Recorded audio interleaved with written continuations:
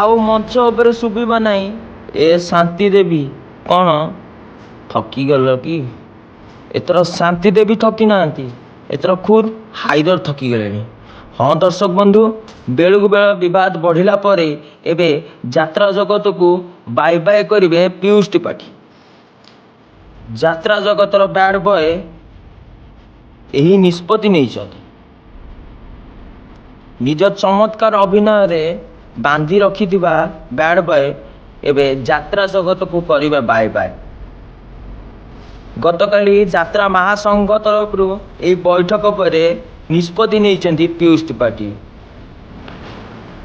ଆଗାମୀ ଯାତ୍ରା ମଞ୍ଚ 25-26 ପାଇଁ ନିଜ ଦେହ ଅସୁସ୍ଥ ଓ ପାରିବାରିକ ସମସ୍ୟା ପାଇଁ ଯାତ୍ରା ଜଗତକୁ 1 ବର୍ଷ ପାଇଁ ବିରତି ମାଗିଛନ୍ତି ପିୟୁଷ ତ୍ରିପାଠୀ।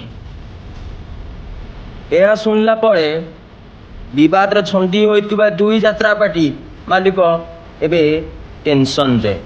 ଯାତ୍ରା ସିଂହ ବାହିନୀ ଓ ଅପେରା ସୂର୍ଯ୍ୟ ମନ୍ଦିର ନିଜ ଅଗ୍ରିମ ଟଙ୍କା ଫେରାଇ ନେଇଛନ୍ତି ଓ ଯାତ୍ରା ସିଂହ ବାହିନୀରୁ ଦିଆଯାଇଥିବା ଫର୍ଚ୍ୟୁନର କାରକୁ ପିୟୁଷ ତ୍ରିପାଠୀ ଯାତ୍ରା ସିଂହ ବାହିନୀ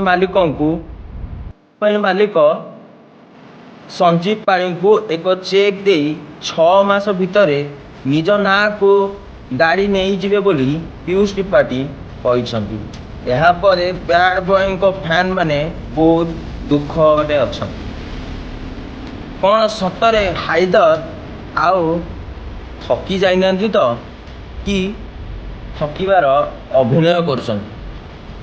ବ୍ୟୁରୋ ରିପୋର୍ଟ, ଜାଗ୍ରତ 24 ନ୍ୟୁଜ୍।